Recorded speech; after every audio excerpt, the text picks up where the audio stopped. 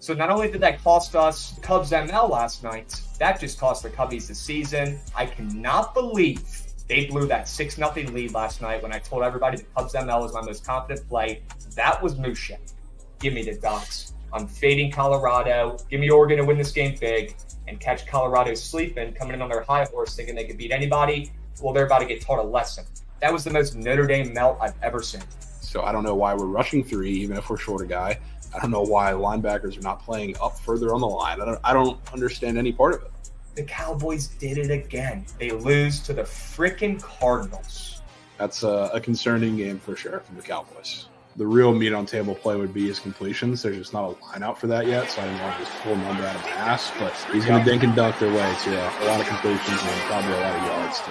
Damn, brand new bag for pro, but I didn't pay for it. I don't like spending that cash because I'm trying. What's up, chat? How we doing today? We got DeGen joining us again. Appreciate him for that. But yeah, how about Thursday night football last night? Justin Fields and the Bears. Sorry to let the chat down. I saw they were fired up to get Krabs in here, and I don't blame them. I was actually even excited as a BTL avid listener to hear him bitch and moan about the Commanders. So I am as upset as you are. Yeah, he's on I think a golf trip for the weekend. So I mean, he is in. I guess I don't know. It's mitigating the Commanders' moose. I'll say that much. But Justin Fields was prime Tom Brady, so I'm sure he did not have all that much fun watching a little bit of that game, except for the middle part. I mean, Sam Howell honestly looked good. Where is Krabs? He's on a golf trip or something, man. Oh, he doesn't want it bad enough. I was wondering if he was going to the he didn't want it better. If he was going to Oklahoma, Texas. No. I think everybody else might be who's here. Yeah, I don't know if I'll be there, but okay. Well, yeah, that'll be a fun game, fun trip. But yeah, we had an interesting game last night. Bears just might be back. Justin Fields might be back. DJ Moore is prime Calvin Johnson, just like Logan Thomas on the other side, which kind of caked our Jahan Dotson squad ride. But it is what it is. It is what it is. I was excited about what I saw from Justin Fields and the Bears yesterday. Yes, the Commanders suck, but it's a good little first step. Not to say we haven't seen them struggle against teams of similar caliber so far this season. What were your takeaways and thoughts from that time or that game? Kind of the takeaways that I had, or I guess what I was thinking going into it was not so much about the Bears, it was about the Commanders not being good. And so I at least feel confident in that read and my assessment of that team. My biggest takeaway is this guy right here, DJ Moore. I mean, my God. I've always thought he was a dog. Javon, you and I are Bucs fans. We know DJ Moore from being in our division. He's a playmaker. He's a badass. I never realized he was so fast. I think for whatever reason, just watching him yesterday, like there was just an added boost. I felt like when he broke free. And, a lot of those balls that he caught, I mean, granted the touchdown was a beautiful throw, but like The defender was on him. I mean, I think one of them, the defender actually got a hand on the ball. Second one, I mean, like probably a half an inch close. And I guess if I'm a defensive coordinator and I'm telling my guys who's playing man to guard DJ Moore, like, don't try to go for the pick, in my opinion. Just stay on your man. And he broke away. And I mean, there must have been an extra 100 yards of receiving because of those, I don't want to call them miscues from the defense, but just plays they didn't make. But yeah, you got to feel pretty good if you're a Bears fan. But the problem is, do you want to feel too good? Because then your first and second pick in the draft end up becoming what? Maybe 2 and 7 or something? I don't know. But yeah, no, it was a better game than I expected. So that was cool. Yeah, I mean, for me, I'm not a Bears fan, but I would like to see something even at the expense of draft picks for this team, because I do think they have the talent there, and especially with the schedule they have coming up, you need something to inspire some confidence, because you're going to have, like, the Commanders is not the only shitty team they're going to face in the next couple of weeks. They'll have plenty of chances against bad defenses for Fields to look great. From the Commanders, it was just super. I mean, it was disappointing, but it was confusing. I hate what they do with that secondary, especially all of the young corners they brought in and say, hey, go have a learning experience. Let's play defense. And then they start getting cooked midway through the game, and then they get benched. So it's like, that's super, super confusing to see that. But yeah, I was excited about what I saw from the Bears offense yesterday. We'll see if it continues. But yeah, shout out the piss from yesterday when it came to Dotson. I don't understand that offense at all sometimes. But honestly, Sam Howell, as he made a couple pretty key mistakes, I guess, at times. But overall, I would say I still am a big Sam Howell believer. And I think he looked pretty good for a majority of that game. I don't know what your thoughts are there. No, right there with you. I'm a Sam Howell guy. I just love kind of dudes like that fall in the draft, and then, like, they had potential in college. Maybe they don't really meet the, combine dream requirements, and they just got that dog in them. There's a play I was talking about precisely right there. I still don't really see where he ran out of bounds. But no, I mean, there's like oh shit, I think I froze. Damn it. Oh, GG. I can see you or hear you. I'll be right back. This happened to me last time. It happens like once a day. I'll be right back. Yeah, you're good. Step out. But yeah, I mean, DJ Moore is ridiculous. Oh, you're back. Am I back? Sound back. Oh shit, I'm not back. All right, I'm just gonna shut it down. I'll be right back. There you go. We'll tap him back in. But yeah, DJ Moore, absolutely unreal. And it's even funnier when we talk about the outfall of the trades. We see that the Panthers are actively seeking a number 1 wide receiver for Bryce Young to throw to now. So it's not just Adam Thielen. And that's a hilarious tweet to see directly after the DJ Moore game that we saw last night. So we had a couple of that. They're looking for a number 1 wide receiver. We also had a very random deal when it came to Chase Claypool on this Bears team, which not random in the sense that we didn't see it coming, but didn't see it coming to the Dolphins necessarily, which was pretty strange. So, I mean, that guy's been complaining about not getting deep balls for 3 to 4 years now. Now he's going to an offense where he's probably going to see plenty of them. I know you got a lot of weapons there that kind of crowd the wide receiver room, but let's see. I don't think he's really that good. I think he's soft. I'm pretty sure that DeGen back here would agree with me as well. I think he's back, possibly. You can pull him up, Goots. But yeah, I don't think he is all that good. But this is a scheme where a lot of wide receivers can be pretty successful. So, I mean, he's about to get exactly what he's been complaining about for a couple of years. So we'll see. I don't know why anybody even cares about this, to be honest with you. People were telling me in my stream too, like, what that doesn't move the needle at all. No. And I'm a Notre Dame fan. And when Chase Claypool was at Notre Dame, I thought he was one of the best playmakers that I've seen in my lifetime. I mean, he's catching the ball, everything that went his way, he would catch it. And I was really disappointed because he went to the Steelers, which is one of my good friends' favorite team. And I was like, you guys got a fucking stud in Claypool. And he made a few catches, he made a few plays, but then he just went soft. And he says, my Steelers friend says Juju rubbed off on him because he ended up getting into TikTok, and he's just kind of, I don't know, he just seems like a mental midget. So yeah. I'm rooting for the guy, but it just does absolutely nothing for me. Yeah, I don't think that's definitely not a move that moves the needle on either side, really. Yeah. I think, honestly, for the Bears, it might move the needle a little bit, I guess you could say. Getting him out of the locker room could be huge. Because absolutely agree. Bogging them down, and it seems like more ways than one. So I'll pay attention to that. Again, next couple of weeks, pretty soft schedule. So I think regardless of any situation, they would have or be set up to have a pretty good couple of weeks here with this offense. But hey, maybe you need Chase Claypool out of the locker room. That would be huge. Yep. But yeah, we can cut the Bears talk. We'll see how good they actually are in the next couple of weeks. I do want to just hop in because I know you have to leave a little early for the college football weekend preview. Yeah, I got to probably like 1:30. Is that cool? Yeah, that works. Okay, that works.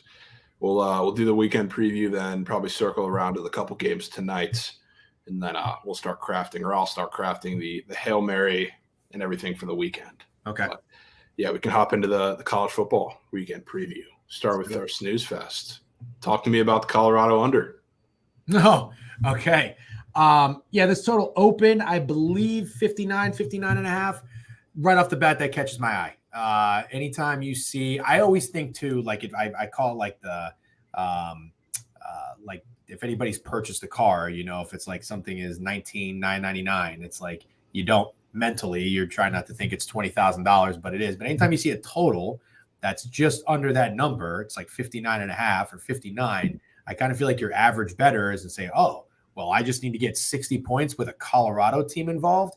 I mean, that's a very low number in my opinion. I don't know. I haven't looked at the other totals to the other games throughout the entirety of the season, but I'm not sure that they've gone under in a lot of them.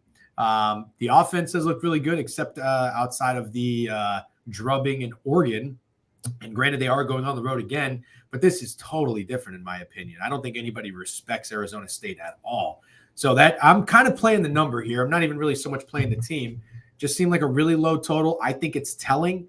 And then on the flip side, though, if you want to use a little bit of logic on there, I think Arizona State is really bad, as I'm sure you probably know a little bit more about than I do. But, I faded him last week with Cal. Probably wasn't the best thing to do with Cal having Oregon State on deck, and I got burned. They keep going back and forth with quarterbacks. I thought they were starting Pine. Apparently Pine got hurt. Now they have a different guy back there. But yeah, I kind of just see this being like a sloppy game. I don't really see the offenses doing too much. I do think Colorado wins. But I'll tell you what, if they don't, that Krabs 3.5 ticket might have a little bit of life. I mean, if Colorado does not win these next two games against these soft opponents, they could be a 3-9 team, but I don't know. I think they probably win this game, and I think it's under.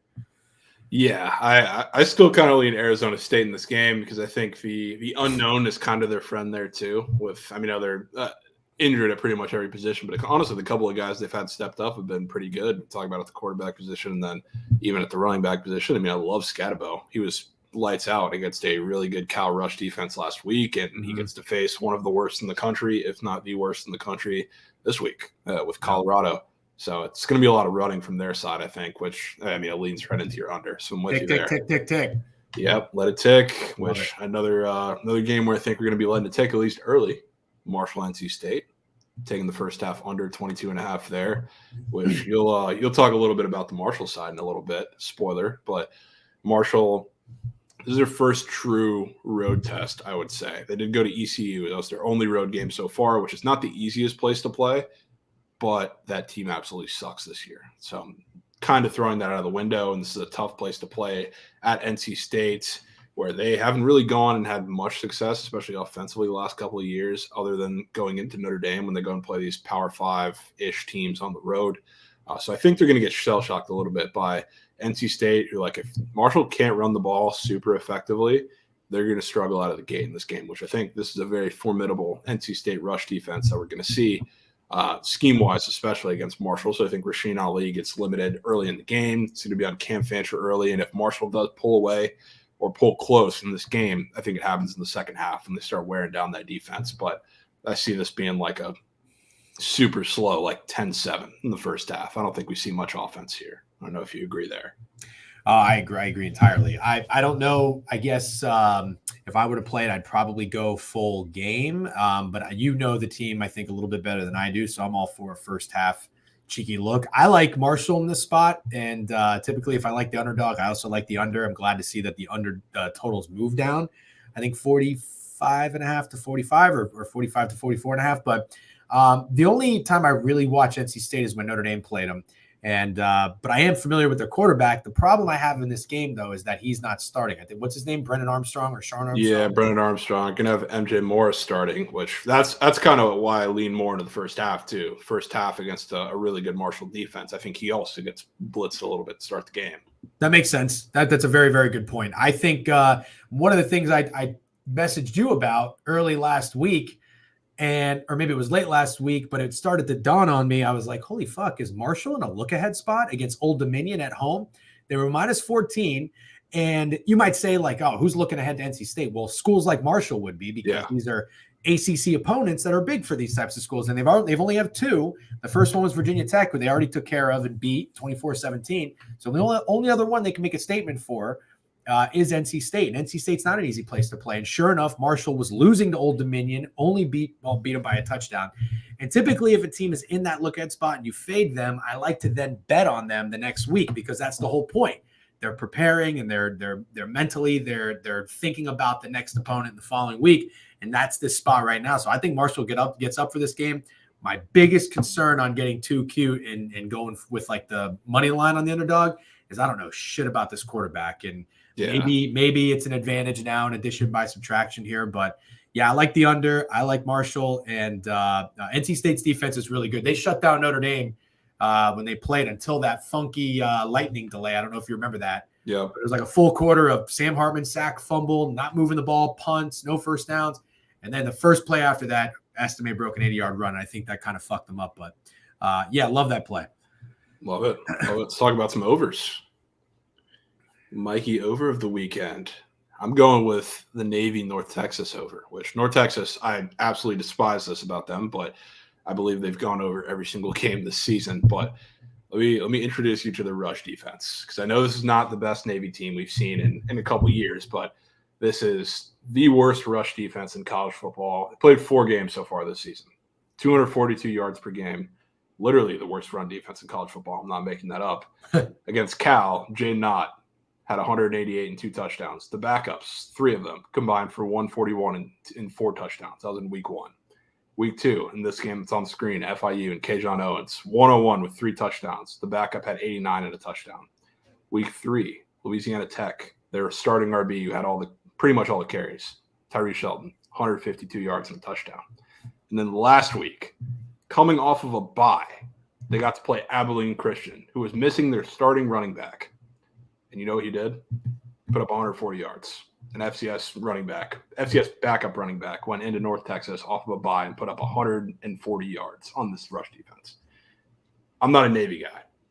I think they're terrible. This is the worst iteration we've seen out of Navy in a couple of years now, but they're going to do ridiculous things to North Texas run defense. So, I hate that North Texas has gone over every single game this season. They've been an absolute cash counter, but I do not see a world where Navy does not run for 400 yards in this game. Man, I'm upset that I'm here listening to you say this, because I bet on Navy last week against USF. That was a terrible decision. I know you were on USF. Congratulations. Navy is terrible, and I couldn't believe they were favored against anybody, and that was part of my dumbass handicapping. But here they are now, 4.5 to 6, and I didn't understand why. I didn't understand the 1.5 line move. Again, it seemed like a steep line for an awful Navy team who's also 1-3 against the spread. Why are they minus 6 against anyone? And you just told me why. Because what they do best is what North Texas is terrible at. So now I have no fucking choice but to put units on Navy. So thank you very much, Javon. I'm going back to the awful, terrible Navy midshipmen. And yeah, one of the worst Navy teams I have ever seen in my lifetime. But I don't know. They're getting respect, and I don't understand it. Maybe they're going to get better because they have a new coach, a new system. But it sounds like North Texas defense is exactly what they need.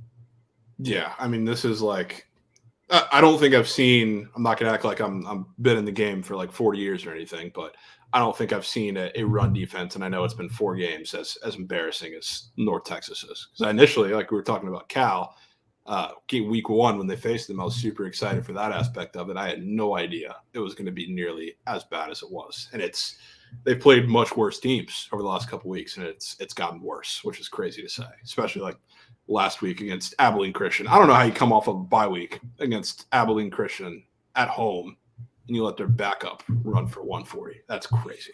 Absolutely nuts. But yeah, I think they get destroyed in this game. Talk to me about Notre Dame Louisville. Oh, man. All right. So I am a Notre Dame fan, full transparency. I'm not biased or unrealistic, so I don't want anybody to say, oh, God, you're only saying that because you're a fan. You had higher expectations for this Irish team than I did on the year. I don't know if you ended up playing their over win total, but you did. I was apprehensive. And for two reasons, and one of which I think you were very right and I was very wrong. I wasn't sure about the defense.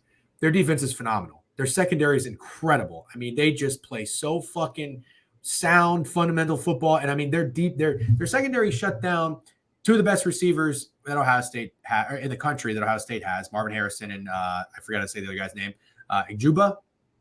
Yeah, Egbuka. Egbuka, yeah. Shut them down.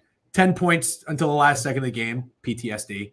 And then Riley Leonard and Duke, I mean, especially on the road, they're a high-profile offense for the most part.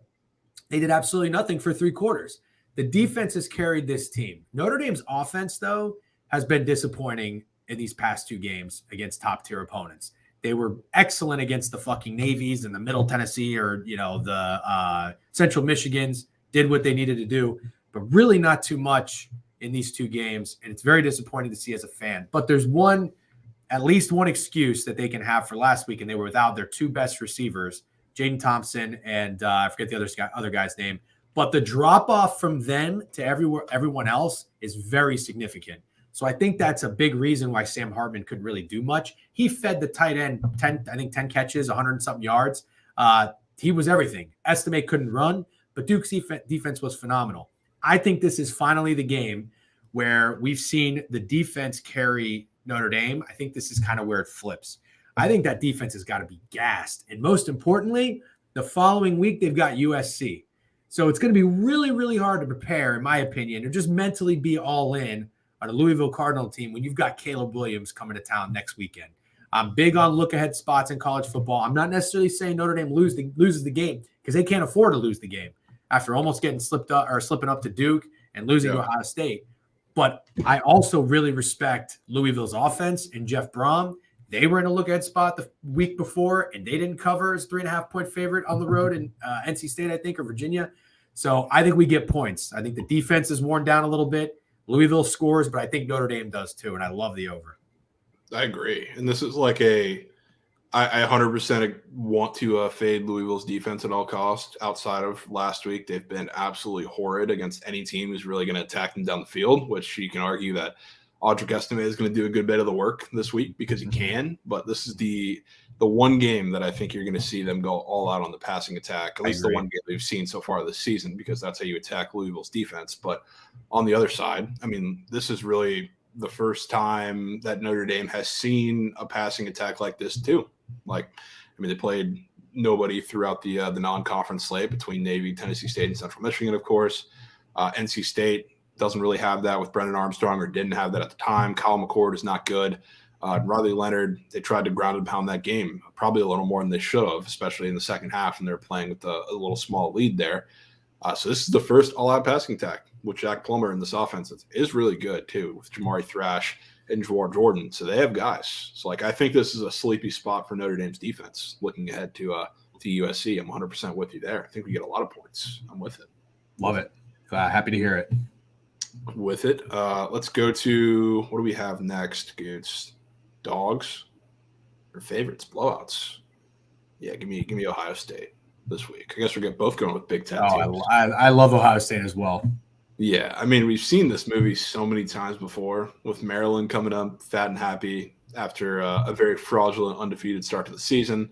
Then they go to the shoe and they get absolutely destroyed. It's just, I think Maryland, as much as I'm in on them, is kind of a middle of the pack, maybe slightly above that Big Ten team. And as much as I also don't think Colin McCord is all that good, which I do think he'll continue to get better throughout the season, but not a fan there. This just feels like an absolute destroy spot for Ohio State, which I hate laying points with them a lot because it seems all that easy, especially with as much as they run up the score. But this game is going to get ugly. It seems like a 5-touchdown game to me. 1,000% agree. And also, it was scaring me as a Notre Dame fan as we approached that matchup because Ohio State looked kind of shitty to start the year. And there was some quarterback controversy. And I even have a guy who's a big Ohio State fan DM me like, hey, you should take Devin Brown. You should take Devin Brown. And he was 80-1 and he dropped to 40-1 to win the Heisman. And I did take Devin Brown. But Ohio State came out and said, nope, Kyle McCord's our guy. I was like, all right. And then they had that game at home before they played Notre Dame against Western Kentucky, and they scored 63 points. And I was like, oh, fuck. The offense is probably figuring it out. But they go to play Notre Dame. They didn't really do much, but I will give Kyle McCord this. I'm not the biggest Kyle McCord fan, but he made some big throws when he had to. And it's very, very important. But now, again, just as the season progresses, and it's kind of a segue into why I like Wisconsin, like teams that start slow, I think, especially good teams, right? Like they figure it out and they get going. And especially with an opponent like this, with Maryland, I just think they're in for a really, really bad day. So I'm all for it. 100%. Talk to me about the Badgers. Yeah, so the Badgers, man, this was a team that in the offseason I fell in love with. I mean, really just in terms of the fit with Luke Fickell coming in, bringing a whole new staff, and Wisconsin having the excitement of not just going to run the ball 75 times a game. Like they're gonna pass it and have an air raid offense. And I wanted that to be my heaviest win total over. The problem is I started listening and everybody loved Wisconsin. Not one person wasn't on Wisconsin over 8.5 win totals. So I had to pump the brakes a little bit. Sure enough, what does Wisconsin do? They come out of the gates a little slow. Their only loss right now, though, is on the road at Washington State, but they did get banged up pretty good in that game. But the offense hasn't really been firing yet. Not really that surprising. I mean, it's hard to just flip a switch like this when you transform an entire system that's been in place for a really long time. Also, they might not totally have the personnel. Tanner Mordecai is a better quarterback than I think anybody that's been at Wisconsin in God knows how long, but I still am not really that bought in on him. I absolutely love both their running backs, but I think what we saw from this Wisconsin team going to Purdue and doing exactly what they needed to do. I liked Wisconsin in that game. I think I squared up with most people and finally hit one. But they put up 35 or 38 points on the road against Purdue. Then they had exactly what they needed, in my opinion, the bye week. So you have to get a couple games under your belt. Now you got a bye week to get shit right. I think you come out. You got this game at home now. I think it was 12.5 up to 13 against Rutgers, who's a really good Rutgers team on paper, 4-1. But if you look at their schedule, who they ain't beat fucking nobody. So I think this is a steep line. The Rutgers seems like a trendy dog, in my opinion, especially with that 4-1 record. And Wisconsin isn't covering spreads. So I like Wisconsin's offense to come out here pretty good. The only thing that's catching my eye is that total's dropping from 47 down to 44. It's kind of telling me that, Wisconsin's defense isn't terrible. Maybe they shut down Wisconsin. Maybe they shut down Rutgers. So I like Wisconsin with the points. And that's going to be one of my favorite plays of the weekend. Let me ask you, because we have multiple comments in chat here. Big air raid game for the Badgers this weekend and Braylon Allen Mugfest. Which side are you leaning? Who do you think is going to get it done for the Badgers on offense? I think it's really hard to say. I think that it would be foolish of Wisconsin to just completely abandon the running game. But I do think there's going to be an emphasis, in my opinion, after that extra week off and to prepare of getting the passing game going. So I do like, if I had to bet on something, it's probably through the air and passing. But with that said, too, if they can get up in this game, 21-3, 24-7, something like that, they could probably take their foot off the gas a little bit and want to run the clock and then feed Braylon Allen. So I never think it's a bad idea to bet Braylon Allen. I mean, him and Malusi are good for like 70-yard running game. Yeah, you know what I mean? Not Malusi anymore, unfortunately. Malusi hurt? He's gone for the season. Yeah, he got brutally injured. Yeah, that sucks. Yeah, I really like him too, but I'm a big Braylon Allen guy. I have his, or I think I pitched his over rushing yards square to Trent. I don't know if he took it, but I guess that's got to help a little bit, unfortunately. Yeah, maybe that sucks. And this is the big thing with Wisconsin too. This is why we were talking about this when we were talking about new stuff for a lot of futures for this season. That's why I couldn't buy into Wisconsin, because I think as someone who has been an offensive lineman and also played or know a lot of people who have played it, switching schemes is a lot tougher for the offensive lineman than a lot of people realize. So we've kind of seen them have to adjust, to that a little bit this season. Maybe they come out a little slow. I think they'll get better. 100% agree. But it's a little tough start for them. Tough start. Yeah. Good point. But, they're the favorites. Let's go to the dogs, the upset alerts. Marshall, you already talked about it a little bit, but talk about it. Yeah, I mean, it's one of those things that they were in the look-ahead spot. It kind of came through. I'm going to go back to them for that reason, and I really, really do not like NC State or respect them at all. I take it's kind of like one of those bowl game situations where you just take the smaller school and a team. that feels like they have a little bit more to prove. On the road is going to be tough, though, man. I mean, I saw NC State's crowd gets nuts. That is a loud place to play. And even more so, I'm coming around to that first half under. It's going to maybe take a minute for them to adjust. But I just like that they already took care of business and beat a Virginia Tech team. I think they really want to probably clean that or sweep that ACC slate that they have on their schedule, because that's really it after that. They don't really have anybody that exciting that anybody would give a shit about. So they're my dog to bite. I am a little concerned. Like I said, I just want to make it very clear to everybody, with that quarterback switch has me nervous because I don't know what to expect from this guy. And it's almost maybe like in hockey when a team is kind of meh and you need that spark and you pull the goalie, you switch the goalie, you get, I mean, granted, you're down a couple goals, but you tend to get that. So I'm nervous that NC State might get that spark. So it's got me a little bit more apprehensive, but I'll still stick with it. Yeah, that's fair. I think this would be a pretty decent live bet game if you're willing to get into Marshall, because I do think start slow. Like I said, the unknown there. Like the reason why I'm taking the first half under is kind of what we saw with that game against Virginia Tech a little bit. They're going to try to establish the run game early, which now they're playing a much tougher run defense, and they're going to kind of play not to lose at the beginning, especially when you have the unknown of MJ Morris starting now. So we'll see there, but I do think they could be live in this game. I'm with you. I went with the Sooners. No surprise there, but I'll be honest, it took a lot for me to not put them as meat on table. So the fact that they're an upset alert instead of that section probably tells you something about who's on the meat on table section. But I've heard a lot about how this Texas defense is much better than Oklahoma's. I don't think it is. I don't think it is at all. You look at all the numbers. Rush defense, which is the big thing. People are saying that Texas is going to run all over Oklahoma, but don't think Oklahoma can do relatively the same. Yards per game, UT is 17th. Oklahoma's just 28th. Yards per carry, UT is 17th. Oklahoma's 23rd. Talk about PFF grades, which I think I value more importantly because it takes into account what you do against the team that you have and the team that you go against. Oklahoma rush defense is graded 6th against a 28th graded Texas defense, which is much better. Talk about coverage. Oklahoma's 20 spots better. Pass rush, they're 1 spot better. So, I just think this Oklahoma defense is not getting the credit that it deserves because we saw them give up a couple points to Iowa State in the first half last week and then shut them out for the second half off of a couple special teams plays that put them in good position there. I think this defense is much better than people think. Dylan Gabriel is a lot better than people think. In Texas, this is going to be one of the few games that they're actually playing a starting quarterback, knock on wood, that he doesn't get ruled out 5 minutes before the game like they have the last 2 times, especially last week against Jalen Daniels. I mean, they've played JT Daniels and they played Jalen Milroe. Those are the only starting quarterbacks they've played this season. So let's see the defense prove it against a really good offense and a much improved defense with Brent Venables. They're going to win this game outright.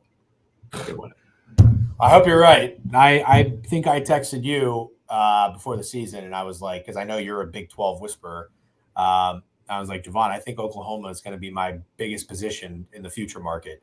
And I was very happy that you gave it the stamp of approval. Well, I am happy now so far because they're doing exactly what I'd hoped they'd do. And that's you get a new coach who's a defensive coordinator, a defensive-minded guy, one of the best defensive coordinators in the country. And after the season they had with how embarrassing it was, and their defense allowing everyone to score on them at will, it felt like, you look a little bit closer, and they had the Gabriel injury, but they also lost a lot of games by 1 possession. So it's like, at least overall, they're not good, but they've got something to work with. And then you take that, and then you get it into the year 2 of what they're installing in that scheme, and now it looks like it's starting to work. And if that's the case, man, that's fucking scary. So this is their biggest test. I know the concern, or I guess like the pushback everybody has on Oklahoma is they haven't really played anybody. I guess that's fair to an extent. Yeah. I mean, I still think going on the road in Cincinnati is like it's not like an easy place to play. No, not at all. That was their first Big 12 game too. So I mean, there's a lot going on there, and they still held them without a touchdown. Which I'm not going to act like Cincinnati's the best offense in college football, but that's pretty impressive. No, not at all. And I mean, let's be honest. Like, does everybody have these same concerns about Michigan? Who the fuck has Michigan played, or what have they done? Like, they went on the road and played Jeff Sims in Nebraska. Give me a break. So I think Oklahoma's doing everything you want them to do right now, but they have to show up and step up. I love the points. I'm very nervous about winning outright because I got to tell you, I also faded Texas on the season, and I'm looking like an idiot. Didn't believe in Quinn Ewers. He appears to be pretty good, but man, that defense, you made some really good points about them playing only Jalen Milroe and JT Daniels. My only concern is, man, Rice was like one of the only bets I hit in week 1. I watched a lot of that game. Texas fucking manhandled Rice. So I told myself, I told myself, though, I was like, all right, Rice better be really bad. But then Rice went on to win like the next 3 or 4 games, and JT Daniels looked great.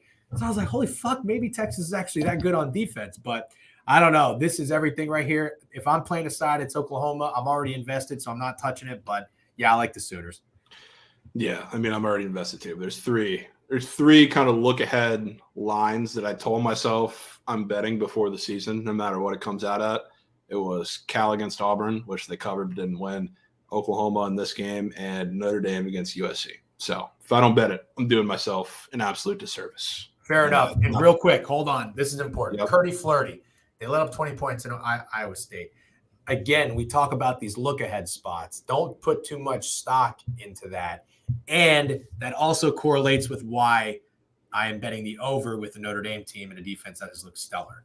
So I think that people are focusing a little bit too much on Iowa State putting up 20 points in one half with Oklahoma having all their attention and focus on Texas. Yeah, 100%. And, I mean, a couple of those were big explosive plays. I honestly think, and this is not just to suck Oklahoma off, but I think Iowa State's offense is really starting to get it together. So I have a little more faith in them and Rocco Becht and what they're doing over there. But they also scored 0 points for, 2.5 quarters in that game, I guess you could say. Their last score was like 5 minutes into the second quarter. So they gave up a couple of big explosive plays, but nothing after that. It's that's a wake-up call. That's it. That shit happens all the time in college football. And I doubt I'm going to be on next week, but I just want to hear you say it. Is Notre Dame going to beat USC?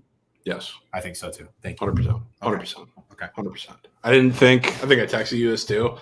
Because, again, this was another one of the look-ahead spots that I was looking forward to going into the season with Notre Dame and a couple of the futures. I didn't think there was anything that could get me any more confident in Notre Dame beating USC until I saw the way that the Duke game ended, spot-wise, everything too. Yeah. So I think they're beating USC, but it starts with Oklahoma beating Texas this week. So we'll be seeing on that. Then we can wrap it up. Meet on table play. You want to go first? You want me to go first? You can go first with Georgia. Man, I fucking love Georgia. And it's not – I want to make this very clear. It's not just because they're 0-5 ATS and I'm telling myself, oh, they're so due to cover a spread. No. I stopped betting like that a long time ago. If anything, you don't fade streaks and trends like you would want to ride them. But what I do is always try to remember certain situations and certain spots that played out and lean into them, or ones that didn't and avoid them. This is giving me deja vu of last season when we had Georgia play Tennessee, a highly ranked Tennessee team who just beat Alabama.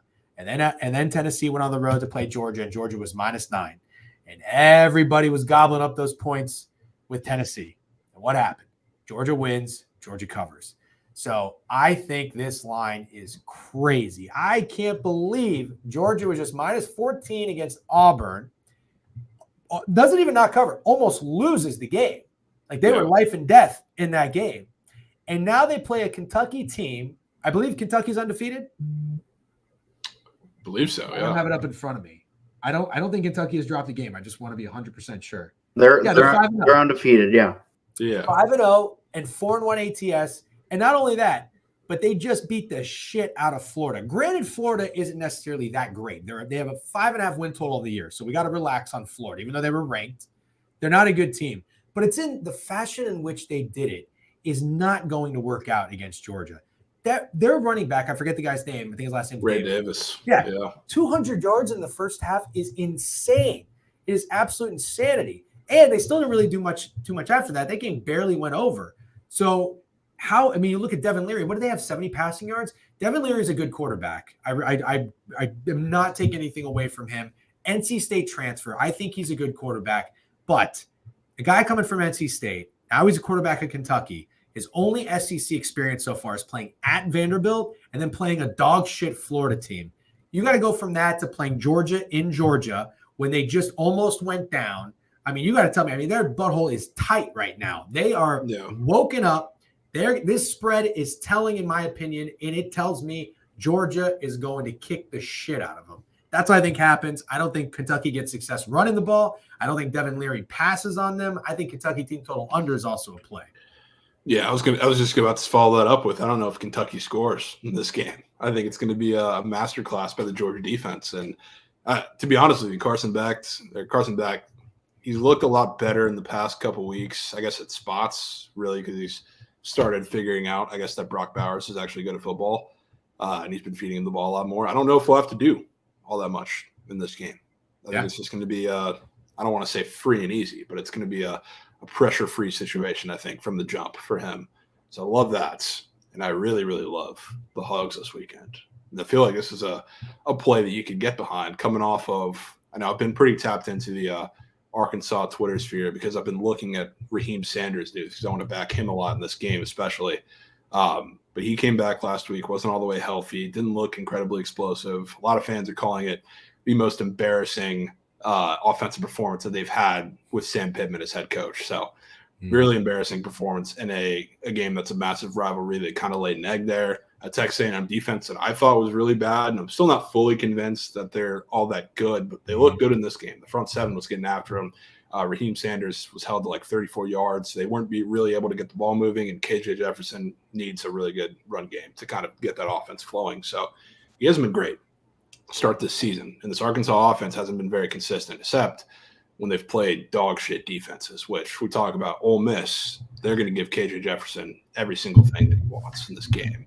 Like, I think Raheem Sanders, if he is healthy, I'm going to be backing him in a lot of things this weekend, prize pick slips included.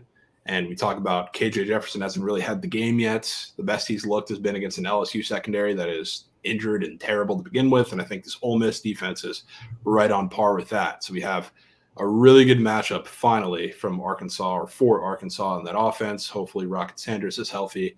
They're coming off of a really disappointing performance last week and a massive rivalry game against Texas A&M. And you have Ole Miss coming off of their Super Bowl, pretty much beating LSU as an underdog at home in a game that you talked to everybody. We saw the Trent and the vlog and everything. That's a massive win for that team over there in Oxford. And now you got Arkansas coming into town, probably at the lowest stock you can be able to buy them all season. I'll buy them. I think they're certainly in the conversation to win this game outright. I'm going with the Hogs. I love it. And you just nailed it at the very end is Ole Miss, in my opinion, this has got to be like the ultimate letdown spot. And they're probably still hungover from that win. And in the fashion in which they did, also just insanely emotional back-to-back weeks. I mean, playing Bama and Lane Kiffin, that whole narrative, and getting shut out, then being on a pretty low, and then the bounce back win come from LSU. And now you got to get up for a really bad Arkansas team. I think this is too many points, man. And I think nobody – also, I love this too. I love when just nobody wants anything to do with the team, and that is Arkansas right now. Nobody wants anything to do with Arkansas. And I don't really blame them, but they still got some dudes, and Sam Pittman's still an okay coach. So, yeah, I'll take the points with that. Not saying they're going to win by any means, but, yeah, I love that. Yeah, and I mean, Arkansas, they've been bad this season. But, I mean, offensively, when they can keep themselves in a game with their offense, they've been decent. Like the LSU game, like I mentioned, that's one that comes immediately to the eye. And I think Ole Miss's defense is right on par, if not worse, with them. So I think we're going to see, again, especially if Raheem Sanders is healthy, which I'm kind of leaning that he is. That seems like the narrative there. They're kind of holding them back last game. Didn't look great, but he said he feels pretty healthy this weekend. I think he runs all over them. If he is healthy, he's going to run for 130 yards against his team. And then if KJ Jefferson has an established run game behind him like he did for parts of last season, he's going to be scary against his team. So this is I think we get a lot of points in this game. I don't think Arkansas's defense is all that great either, obviously, but I think we get a lot of points. Shootout, again, a game that feels very, very similar to what we saw against LSU, where I think it was, 38-31, I believe. Kind of a shootout there. Oh, 37-34, I think. Yeah, something like that. Something like that. Overtime game, yep. Yeah. But, yeah, it feels very similar. So I will be backing a lot of Arkansas offensive props, especially, the main two there. Love it.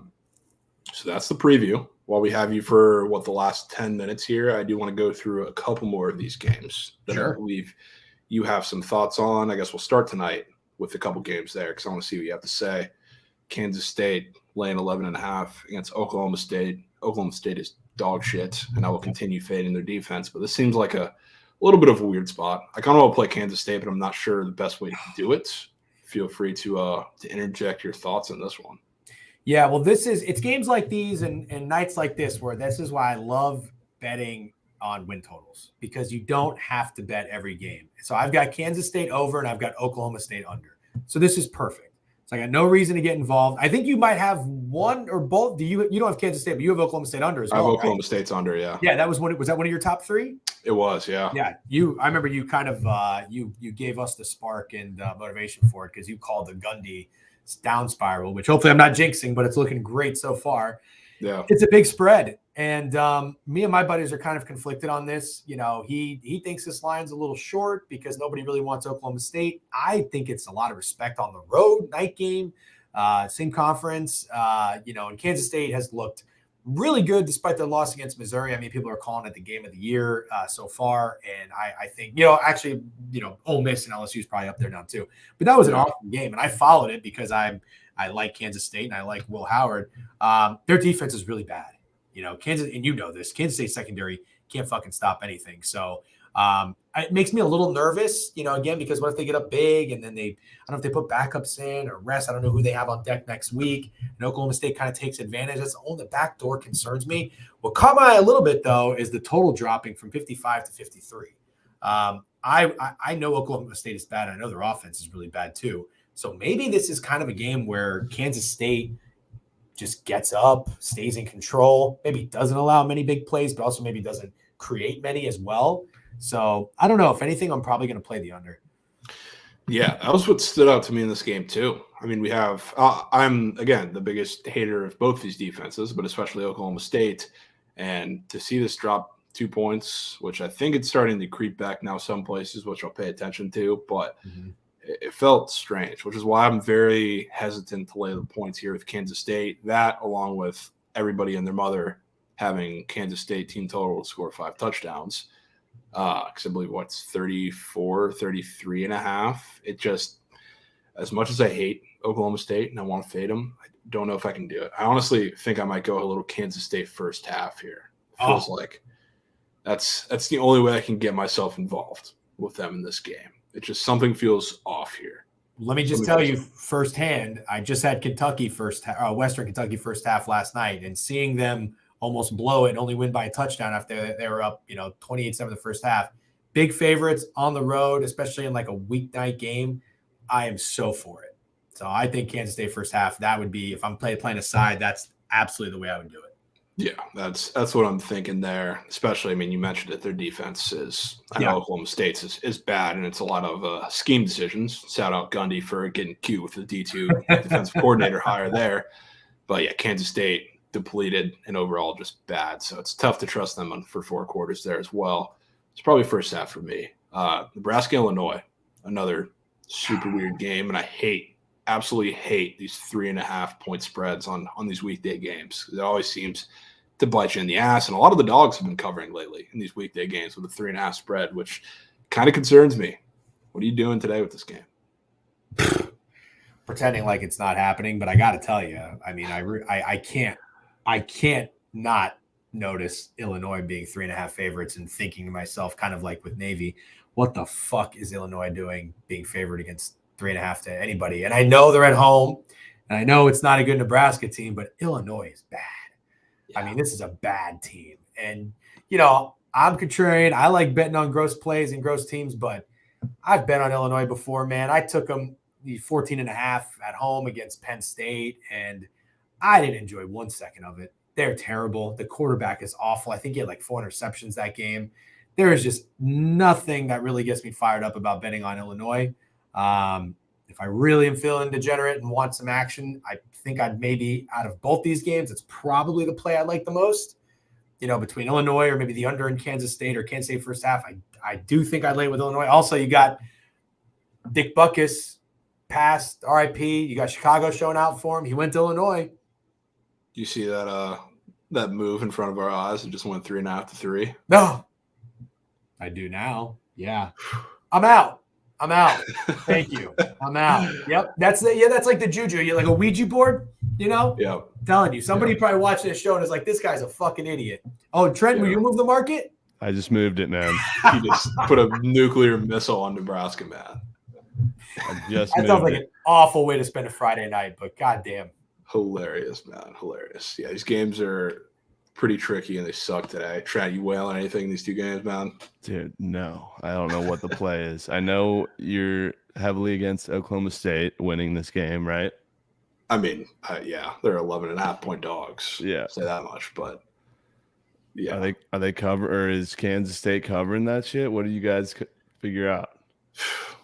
I think Meemaw is going to be in Stillwater today. That's what I think. Ma? That's what I think. I think you're getting a Ma appearance. I love Illinois. I got like a fat squad of friends driving to Illinois tonight for this game, and they're nuking it. Oh, Jesus. God. Do they go to Illinois? One of my friends has like a huge pad that went to Illinois, and so they're all going to his house. They gotta be from TCU, man. They are. They gotta be. Yeah. I think like half the people I know are from Chicago suburbs at TCU. It's just so ridiculous. Chicago people go to TCU? So many, bro. You'd be shocked, dude. You'd be shocked. That's like when I moved to New York and I meet a bunch of people that went to Tulane. I'm like, what the fuck did you guys, what made you decide to leave New York and go to school in New Orleans? But yeah, that's interesting. I have to imagine, though, that atmosphere is going to be awesome tonight in Illinois. It's going to be rocking. Yeah. Yeah, it'll be so sick. it's kind of, if there's ever an Illinois game to go to, it's got to be a night game where they have a chance to win. So, and against a conference opponent. So, yeah, fuck it. I don't know. The more I'm talking about it, I'm selling myself on betting Illinois. Yeah, I want absolutely nothing to do with this game. Somebody asked about the total real quick. Sorry. Somebody, what do you think about the under? Is there a soul on earth that wants this over? No. I don't think so. Not one. That's where I would be.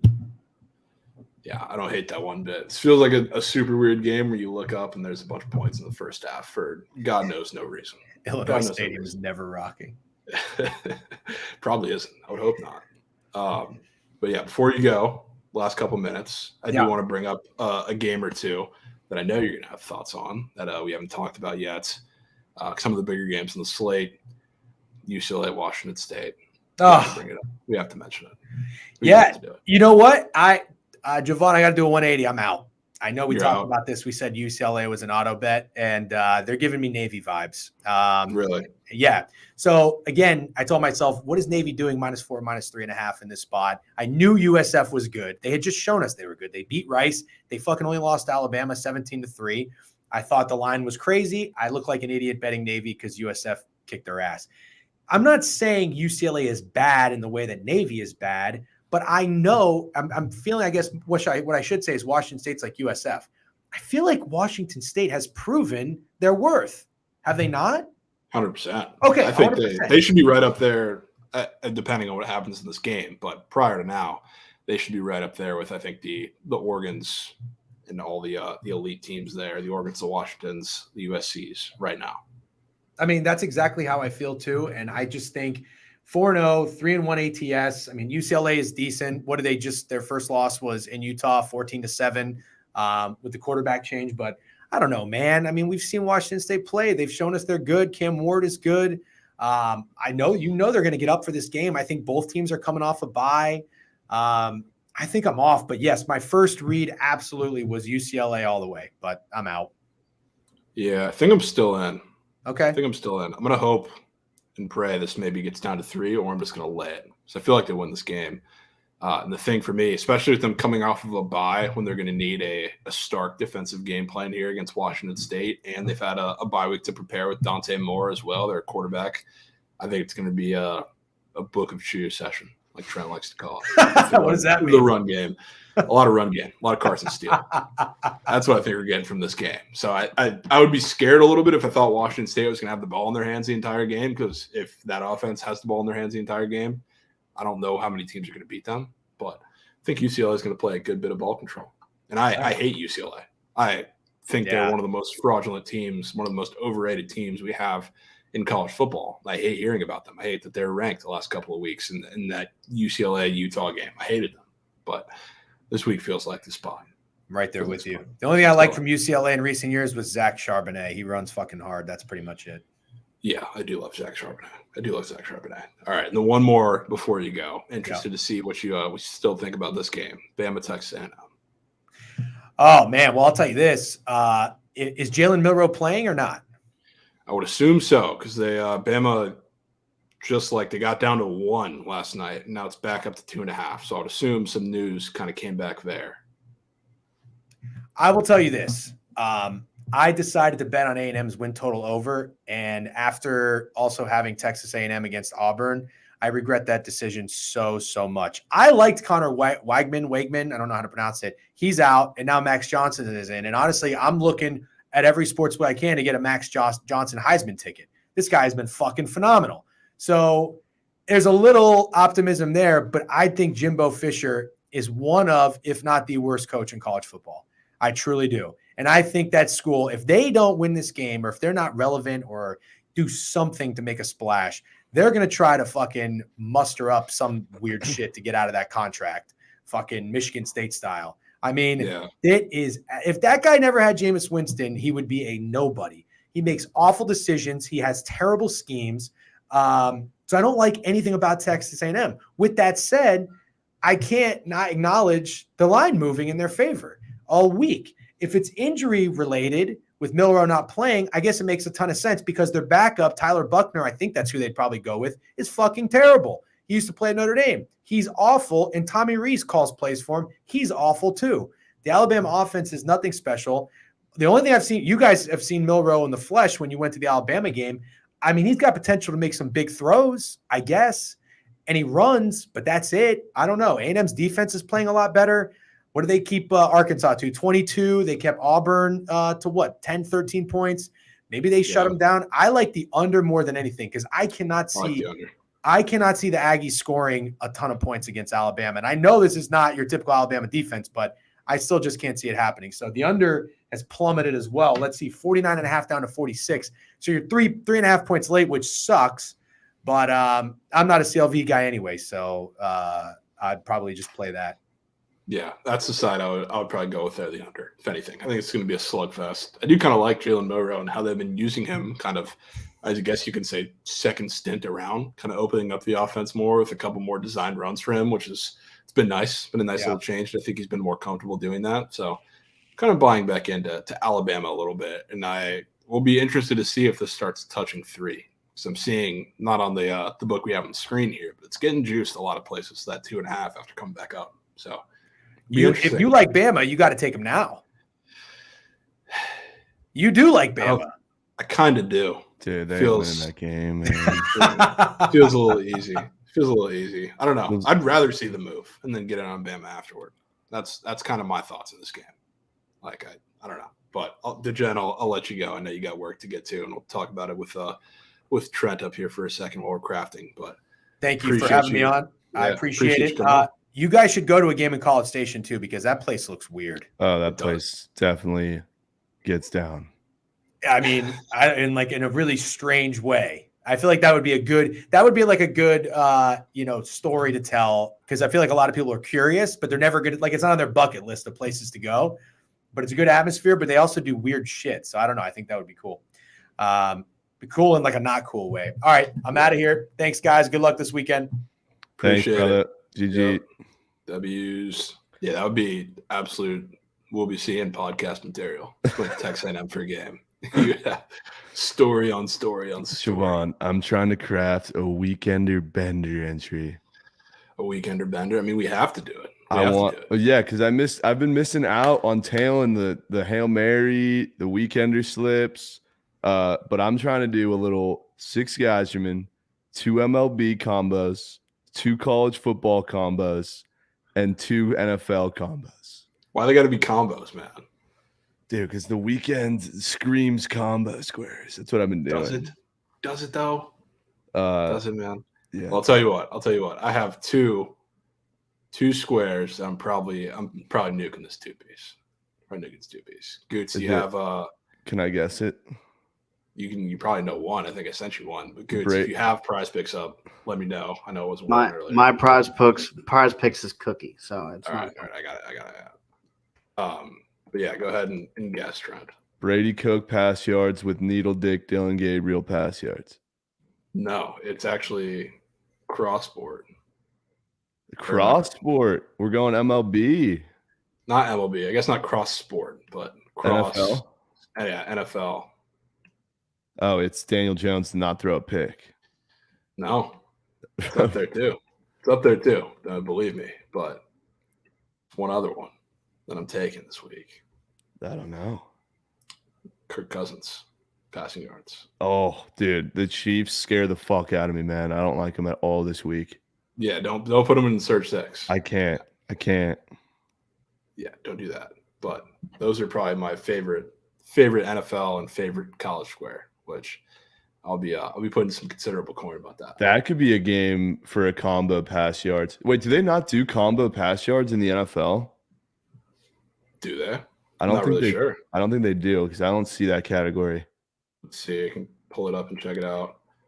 I was looking. Oh wait, yeah, they do. It's right here. They do. My bad. Let's see if they have Mahomes and Kirk. They don't. They don't even have Kirk in any of them. They know. Jeez. They know. They do know Kirk. His line's been going up fat too. Wait, they do have Kirk, but his picture is Herbert. So yeah, Right they don't there, know you ball, see that? man. They don't know ball. They man. don't know ball. They actually don't know ball. Dude, what is up with that? I'm telling you right now. He had, like, in theory, a pretty solid matchup against Carolina, 139 last week. Fell super, super short. And Jen brought this up, actually, when we were talking about it yesterday. This line is gone up a couple yards since then, but his line in that game was 282.5. Now it's went to 292.5. Now it's up to 294.5 against what, in theory, is a much better Chiefs defense. So Yeah, and that Panthers game was fluke as fuck. Oh, yeah, it was. And he didn't need to do much, realistically, for a majority of that game. Yeah. So, I mean, this is I'm interesting. sold. You sold me there. Should be. I don't know. Exciting. I don't know if you planned on like still going through college or what. I don't want to fuck you up here, but No, I mean, we talk about some of the games that you're nuking because we're now at the point where you got to start thinking about crafting for the five guys in the Hail Mary and squad ride today, weekend squad ride tomorrow. So we got a lot to get through. oh, you got a lot to do. So I mean, you can tap in too. Yeah, I'm tapped. Yeah, tell me what's catching your eye on the college board this weekend because I know you're throwing nukes. Mizzou. Yes, that line is so sketchy, bro, and I've been doing this too long to not take LSU. I mean, I'm in. I mean, Yeah. I'm all Brady Cook this week. Yeah. All Brady Cook. I think he throws 400 yards. I don't have a choice, but I'm taking Texas as a Megalomax. Yeah, that should pay. That one, I just tip my cap and hope it hits. Yep. There you go. I mean, Lauren is so confident. So confident. So I was- everybody. I was just going to take the over, and then she sold it on me again. And Nah, the under 7-2. It's OU in the under. OU in the under would be a moose shit night. Yeah. The defense is better than people think. That's why everybody's shitting on them. They don't think they've played anybody. They don't think their defense is good. We're about to find out real soon. And yes, all Texas fans are confident in every single game. Every single game they play, man. That's all we see. But other than those two games, Colorado -4. I mean, fuck Colorado, but that kind of Yeah. seems like air. Doesn't it? There's nothing else catching my eye, to be honest. Yeah, the it's not- Frogs. Dude, I'm not gonna lie, I was dead set on fading the Frogs after last week. Not in a necessarily like an overreaction spot because Chandler Morris deserves to be paying full tuition for school. He is terrible. And I said to myself, and I said this out loud too, there's no shot that he's going into Ames, night game in Ames, and getting a win. But then I see TCU 5.5, which already I thought was fat, and now they're up to 6.5. I can't get myself to fade him, dude. Yeah. And I was talking to Dave about it too. I was dead set on doing it. This line feels fat. It feels like a lot of respect, even for an Iowa State team that I think is kind of figuring it out, at least on offense. So it's kind of tough.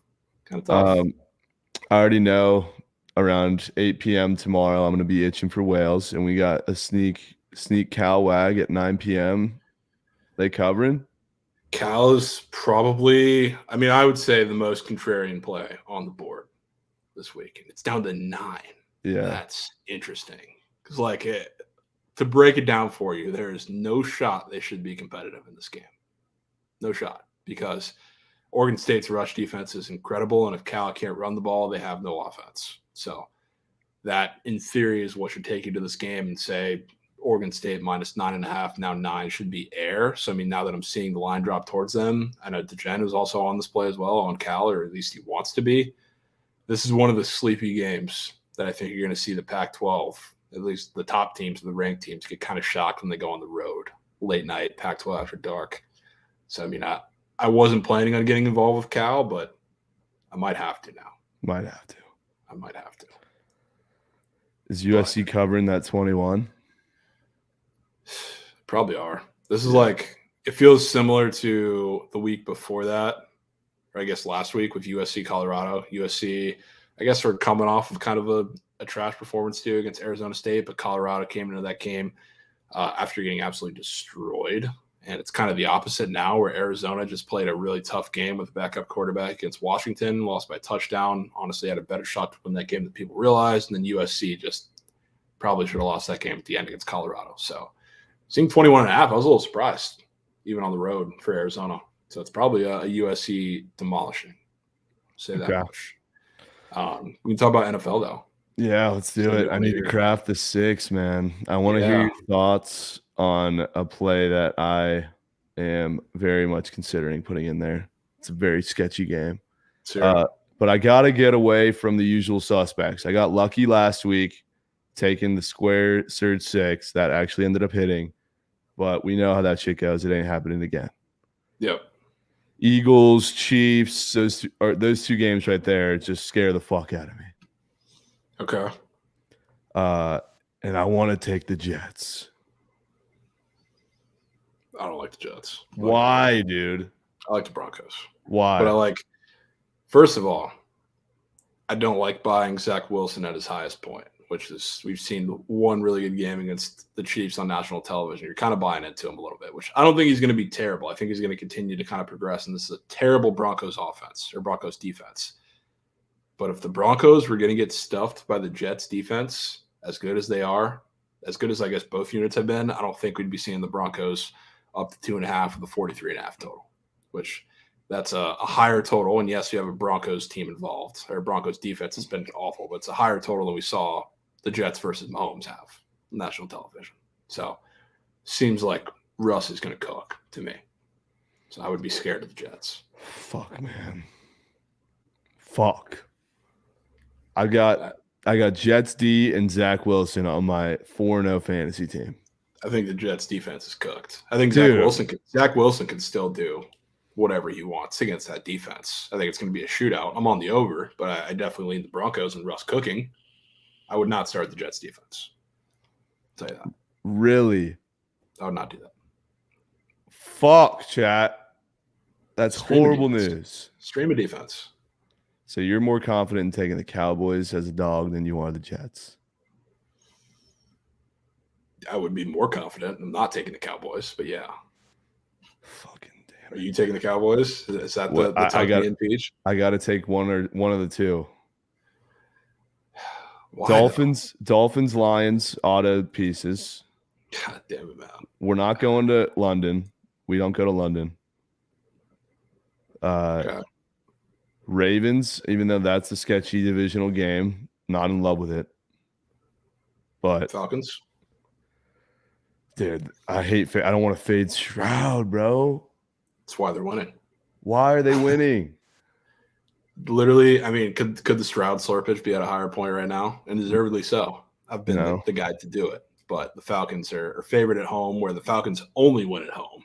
And this is the first really tough defense he's seen in a couple weeks. Who's going to have a shutdown corner in A.J. Terrell, a front seven that ranks in the top 10 in the NFL, much better than he's seen the last couple of weeks. You look at go through Stroud's lines on Prize Picks. Not now, but just take a look. The yards are extremely low, and they should be. He's got 1.5 passing touchdowns. He's gone over all 3 the last couple of weeks, which there's a reason why all those are up. He's getting clamped. Texans offense is getting absolutely clamped. The Falcons defense is going to dominate this game. And worst rush defense in the NFL per PFF grades, the Houston Texans. So Ritter is not a concern in this game. It's going to be Bijan. It's going to be Algier. They're both going to snap. So I will have considerable Falcons coin deployed this week. Yep. Young Pablo says you couldn't be more wrong. Yeah, 100%. Heard that story before. We'll see. Drop your Texans ticket and then watch it turn red. But another I know you probably don't want to put this team in the Surge 6 either. Don't say the Patriots. No, I actually like the Saints. The Saints. You were going to say the Saints? I wasn't going to say the Saints. I was going to say one more team up, Tennessee Titans. Dude. What's the read there? I'm listening and grabbing a water bottle. Yeah, you're good. I mean, this is going to be a Vrabel masterclass. And another one where you can look through on Prize Picks and see exactly the discrepancy of what they're expecting versus what we've got from Anthony Richardson the last couple of weeks. But this defense is going to dominate against Anthony Richardson in this offense. This is, again, one of the tougher looks he's going to have front seven-wise. Going to force him to beat him with his arm, which he's kind of shown that he's capable of doing at points this season. But with Jonathan Taylor potentially coming back into this offense and the Titans team who went dog to favorite in this game, now they're up to 2.5. Yeah, I bet. Titans could be a look. Yeah. Okay. Yeah. But I mean, the Saints too, on the road against the Patriots after they have been ridiculously disappointing. And they're coming off of losing to the Bucs at home, which as a Bucs fan who's watched this team, rarely ever happens. They always struggle when they go into New Orleans. And this is one of the worst teams they've had in a couple of years. And they went into New Orleans and beat them and embarrassed them, especially defensively. Now they're a little short dog on the road against the Pats, who I would be down. That's the kind of the square fade that I would say, which realistically the play is not really that square. But fading the Patriots, I guess in theory, is pretty square. I think Derek Carr kicks it up this week, and I think they have a really good game. I think Kamara shows out. I think he turns into Calvin Johnson like B-Rob does last week. So I'll be having his receiving yards in a couple entries. Bijan? No, Kamara. Okay. Falcons are an option. Is Ravens? I mean, Mitch Trubisky, bro. Like, come on. I think it's going to be Kenny Pickett. Is it?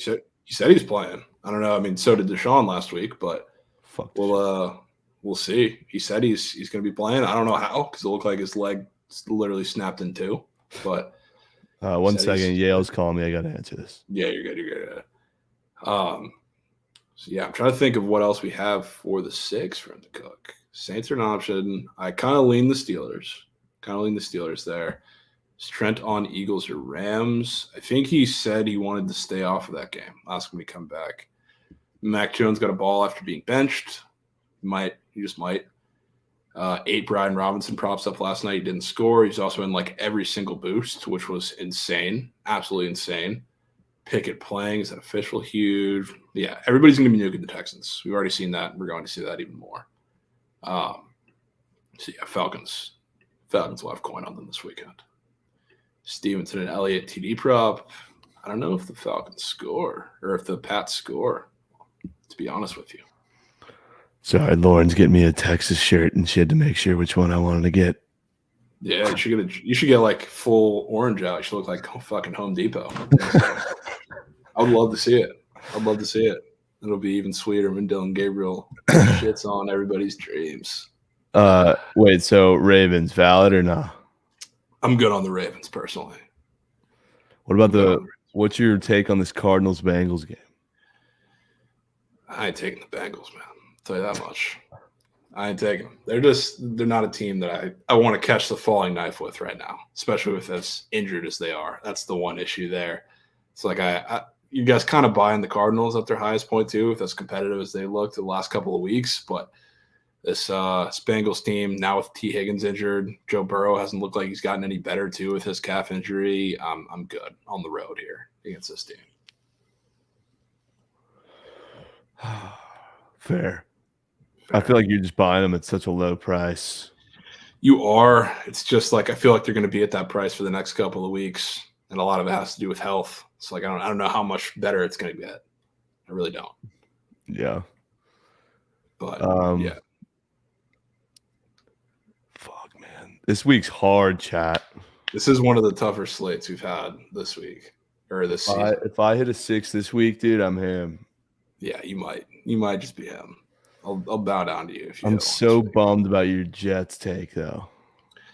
Yeah, I mean, it also kind of helps that there's been a couple of massive, people that I like to go on Twitter and see they're on the opposite side of me posting the Jets. So that's helped a little bit.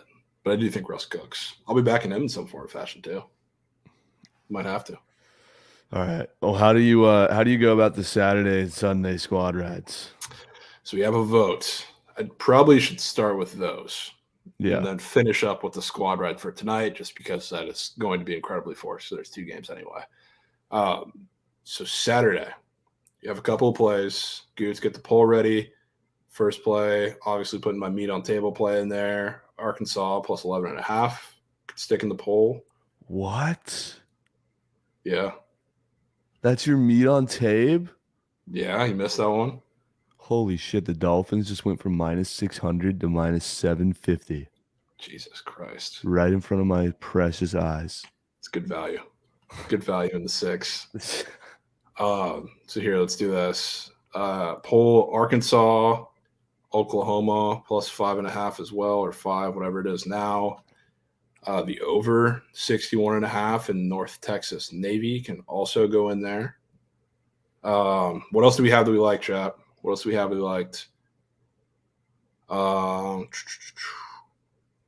to think of what the Gen also brought to the table too. Ohio State -20, we can certainly put in there as well.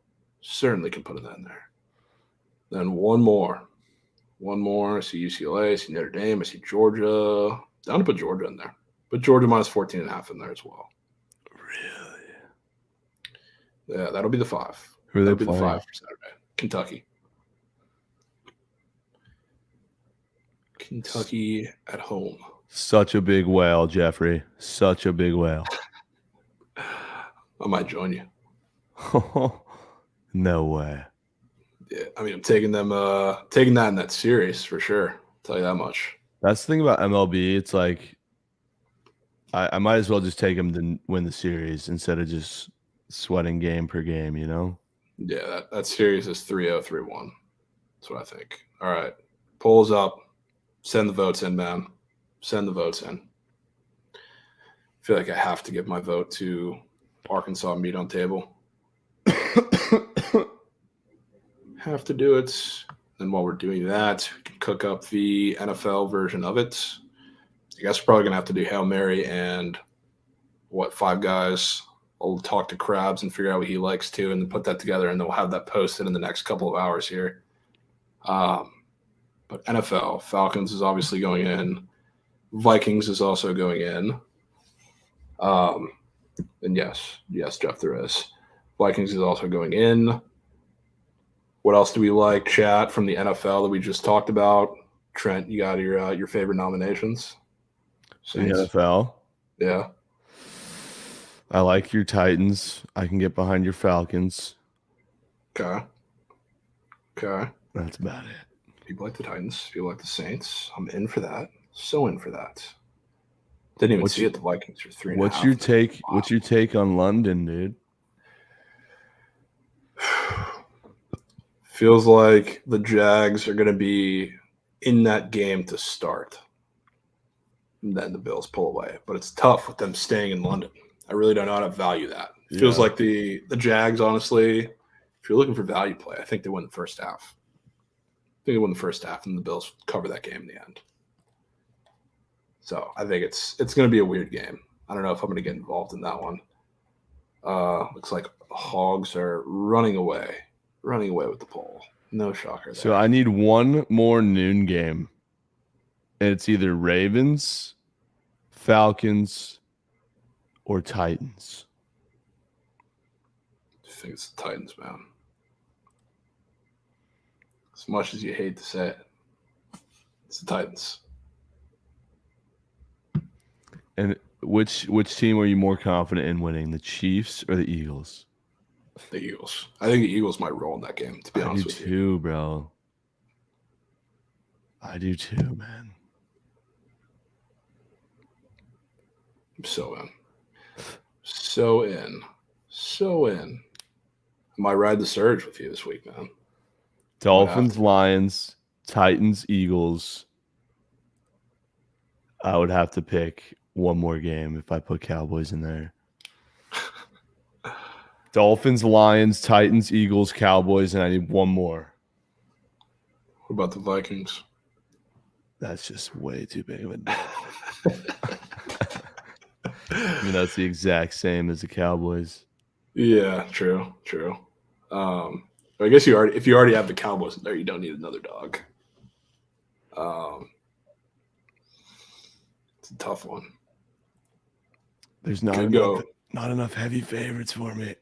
Could go plus Chicky Packers on Monday night. Or I go 4 noon games and put Ravens in there. But that game is just so sketchy. Or we go to London. Could go to London. I don't know if the Bills are losing that game. We might have to go back to London. You might have to. You might not have a choice. Remember what happened last time we went to London? That shit was already cooked. I woke up in whale shit. And I was in California too, so the game was on at like 5 a.m. GG's. Woke up in Moose. GG's, man. GG's. All right, I do want to get this Sunday poll started before we run out of time here. Falcons ML on the poll. Vikings plus 3.5 in the poll goes. Saints plus 1. Titans ML will go 2. It's not too juicy yet. Yeah, it's minus 135. We need one more play. I'll go over 43.5 in Jets Broncos. That'll be the 5 there. Falcons, Vikings, Saints, Titans, and then the over in the Jets Broncos game. We'll put those in the poll. Cannot believe we're going to London. You still don't have a choice. I really don't. Eddie, we do like Georgia this week. At least I do. Do like that. Was it Nola ML or Nola spread? Yeah, I'll take spread. Get a point. Daniel Eagles fan says Cowboys L. If you place that, just take a nap during the game to save yourself the heartache. Just in case you were wondering there. All right, Eagles fan 52. Lag said, "Am I doing lab stream? Do you guys want me to do a lab stream tonight or what? Should I take the day off?" No, do a lab stream. Might have to take the day off, man. Wow. We'll see how bad they want it. See how bad they want it. Dude, I got Nikki Picks telling me it was always the Jags. He knows ball, right? He says he has the script. I do think they're going to make it weird. I don't think it's going to be easy in that game. I think they're going to have to win it late, but we'll see. We will see. And that is, we're absolutely laying Falcons money line if that ends up winning. I'm not messing around with the point with them. Field goal fest just might be. But yeah, I kind of like these plays this week. We got a slight Krabs report too, which I mean he's pretty much in line with everything, but he sent a couple prize pick squares that he likes as well. He likes Trevor Lawrence over his combo touchdown square, AR-15 or AR-5 under his touchdown square, and Lamar under his touchdown square. So much crab cake. I don't know. I'm kind of with him there. I mean, we kind of align with the reason the game's with that. Hey, he took a day off already. We need a lab. God, I'm moving, man. I have like half my house that's just blocked off that I can't even go on yet. So I don't have that much space in here, man. I feel like I'm like coop. I'm so hyped. I can't speak too much about it, but this prize picks competition is going to be fucking electric. And you guys are going to be able to win some coin. Some fat coin. That will be hype. I'm talking free fat entries. And all you have to do is ride our entry. Be hilarious. And I'm going up against OT fucking Mag. Dude, if you lose that battle again, I mean, you're going to have to, like, it's going to be a square from each of us. I know. So I'm going to need you in your bag. Yeah, I'll get in my duff, man. We'll have college basketball back kind of at that point too, right? No? Yeah. Yeah. Might have to lock in. All right. Sunday squad ride. Haven't done the vote before, so I'm glad we're doing it now. Falcons -1.5. We're definitely taking the ML. Falcons ML. Then I don't know that we have many options for today's squad ride. Like we have, 2 games, man? Falcons What are we going to do? Squad ride, dude. I might have to put the Falcons in there. I mean, what are we going to do? Yeah. What are we going to do tonight? Kansas State first half. I say we whale Illinois. You're wailing Illinois. I might have to. Fuck. I'm gonna be at my sister's house, fucking itching for action tonight. Yeah. That'll be piss, man. Yeah, piss. I mean, we only have 2 fucking options. We could make a poll with, I guess, Kansas State first half -6.5 and Illinois -3. So incredibly forced, but we don't have an option. We can't just skip a squad ride. It's not really on the table. Not really on the table. So let's do that. Let's fire that up, Goods. Maybe a Canes under. No way that just came out of your mouth. No way that just came out of your mouth. So Kansas State first half -0.5. What was the second one? Illinois. First half -6.5, and then Illinois -3. Okay. It's really all we got, man. That's really all we got. Bills, Dolphins, Titans, Lions, Cowboys, Eagles. Week 6. I heard that's LeBron's play too. That's his parlay. What? LeSharp. He's on the Surge 6. LeSharp. Yeah, LeSharp. Squad rider with that number. I could be ranged. I could do it. Chat, I don't know if I can go to London, man. I got Nicky Nukes fucking. Yeah, that should be a safe bet there. Lord, man. Oh, CK said you better not take the Cowboys Sunday night. You might be caked. CK knows ball. Oh, this is huge. Oh, this is massive. Oh, wow. That's massive news. That's massive news. I'm glad it's winning, then. That's huge. That's huge. That's huge. That's huge. And there it is. Kansas State first half -6.5. That's the squad ride for tonight. We will get the 5 guys and Hail Mary cooked up and posted soon after BTL. Trent, appreciate you hopping on for a couple minutes, letting us craft. I'll circle back around to Surge stream if we need some time there. But W's. Oh, fuck, dude, I totally forgot about that. I don't even know how you're gonna do it, bro. I know. We're just gonna listen to 2 games. Yeah, I guess, bro. Yeah, I guess we'll cook. We'll cook. But appreciate you guys. Good luck in the bets tonight. Let's win some coin. Let's have a good weekend. W's. Yes, sir. GG's. W's.